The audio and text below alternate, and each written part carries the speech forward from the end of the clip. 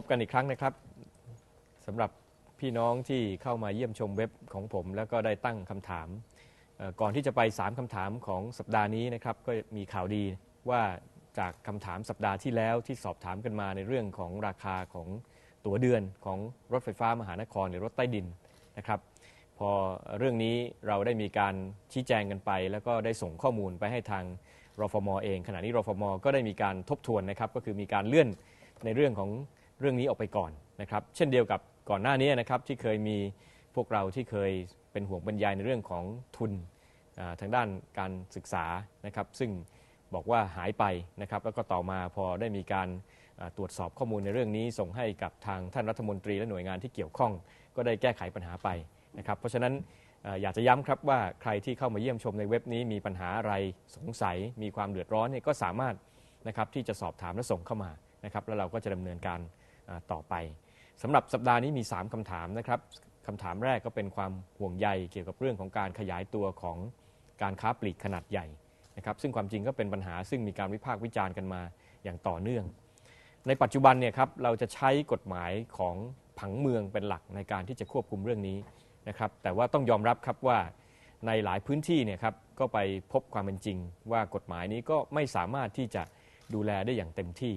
เพราะฉะนั้นสิ่งที่รัฐบาลได้แถลงเป็นนโยบายก็คือการจะมีการออกกฎหมายเฉพาะในเรื่องนี้นะครับแล้วก็ในช่วงแรกที่ผมเข้ามาทำงานเนี่ยก็ได้ไปทำความเข้าใจกับนักลงทุนนะครับโดยเฉพาะกับธุรกิจค้าปลีกว่าเรื่องนี้ไม่ใช่เป็นเรื่องที่เราไปกีดกันนะครับการลงทุนจากต่างประเทศหรืออะไรแต่ว่าเราจำเป็นต้องทำเพื่อให้เกิดความเป็นธรรมระหว่างผู้ประกอบการขนาดใหญ่กับขนาดเล็กนะครับซึ่งก็มีความเข้าใจที่ดีขึ้นเพราะว่า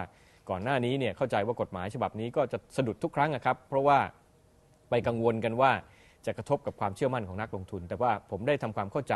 กับนักลงทุนนะครับขณะนี้กระทรวงพาณิชย์นะครับและทางประธานผู้แทนการค้าเนี่ยก็เร่งในเรื่องของการจัดทำร่างกฎหมายฉบับนี้แล้วก็ได้ผ่านขั้นตอนของการรับฟังความคิดเห็นนะครับเพราะฉะนั้นก็คาดว่าจะสามารถนำเสนอเข้าสู่คณะรัฐมนตรีได้เร็วๆนี้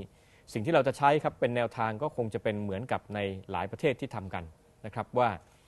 เราจะมุ่งเน้นดูว่ามีพฤติกรรมอะไรบ้างครับซึ่งเป็นความได้เปรียบเสียเปรียบในแง่ของผู้ค้าขนาดใหญ่ขนาดเล็กแล้วก็จะได้มีมาตรการในการเข้าไปกำกับหรือไปเป็นข้อกำหนดนะครับที่จะช่วยให้ร้านค้าขนาดเล็กเนี่ยสามารถที่จะอยู่รอดและก็อยู่ร่วมกับการค้าปลีกขนาดใหญ่หรือค้าปลีกสมัยใหม่ได้นะครับนั่นเป็นคำถามแรกครับส่วนคำถามที่2นะครับมีการพูดถึงเรื่องของการพัฒนาระบบรางนะครับซึ่งก็พูดว่าจริงๆเรื่องนี้เป็นเรื่องที่ควรจะได้เน้นผมก็ต้องเรียนนะครับว่าผมก็ได้มีการชี้แจงไปนะครับในหลายโอกาสว่าในปฏิบัติการไทยเข้มแข็งเองเนี่ยครับเรื่องของรถไฟนะครับก็จะมีเรื่องการปรับปรุงรางเดิมนะครับแล้วก็เรื่องของการปรับปรุงสถานีนะครับเพื่อที่จะให้บริการที่ดีขึ้นแต่ว่าโครงการสำคัญที่จะต้องมีการลงทุนนะครับส่วนหนึ่งอยู่ในไทยเข้มแข็งแล้วก็จะเป็นเรื่องของโครงการรางคู่นะครับในเส้นทางที่จะเป็นประโยชน์นะครับแต่ว่าก็ยังมีอยู่ค่อนข้างจำกัดนะครับเนื่องจากต้องใช้เงินงบประมาณสูงสิ่งที่ได้วางแผนในขณะนี้ครับก็คือว่าสำหรับรถไฟรางคู่ในเส้นทางอีกหลายเส้นทางก็ดีรถไฟที่จะไปเชื่อมโยงกับประเทศเพื่อนบ้านก็ดีแม้กระทั่งรถไฟความเร็วสูงก็ดีนะครับจะต้องพิจารณาอยู่ในรูปแบบของการให้เอกชนเนี่ยเข้ามามีบทบาทในการร่วมลงทุนนะครับซึ่งตรงนี้เนี่ยนะครับทางกระทรวงคมนาคมเนี่ยจะเสนอข้อมูลทั้งระบบมาต่อคณะรัฐมนตรีฝ่ายเศรษฐกิจเนี่ยภายใน2สัปดาห์ข้างหน้านะครับ 2-3 สัปดาห์ข้างหน้าเพราะฉะนั้นตรงนั้นก็จะเป็นโอกาสสำคัญอีกครั้งหนึ่งที่รัฐบาลจะได้มาดูแผนแล้วก็ตัดสินใจเดินหน้าในเรื่องของระบบรางนะครับบังเอิญผู้ถามคำถามเนี่ยบอกว่าดีกว่ามาทำเรื่องของรถเมล์ 4,000 คันหรือไม่ก็อยากจะบอกอย่างนี้ครับว่าจริงๆเรื่องของรถเมล์ที่มีการปรับปรุงกันในขณะนี้นะครับหัวใจของเรื่องนี้เรื่องหนึ่งก็คือการปรับปรุงเส้นทางด้วยนะครับโดยต้องการให้ตัวเส้นทางวิ่งของรถเมล์เนี่ยสอดคล้องและมาเป็นตัวป้อนเข้าสู่ระบบขนส่งมวลชนระบบรางในกรุงเทพมหานครกับปริมณฑลได้นะครับเพราะฉะนั้นที่ดำเนินการอยู่เนี่ยไม่ได้ถือว่าเป็นลักษณะของการแข่งขันหรือขัดแย้งกันนะครับแต่ว่าเป็นเรื่องของการที่จะทำให้ระบบทั้งระบบเนี่ยมีความสอดคล้องต้องกันและมีประสิทธิภาพบริการประชาชนได้มากยิ่งขึ้นนะครับสุดท้ายครับคำถามที่3นั้นเป็นความห่วงใยในเรื่องของการดูแลป้องกันการระบาดของไข้หวัดใหญ่ 2009 ในระบบ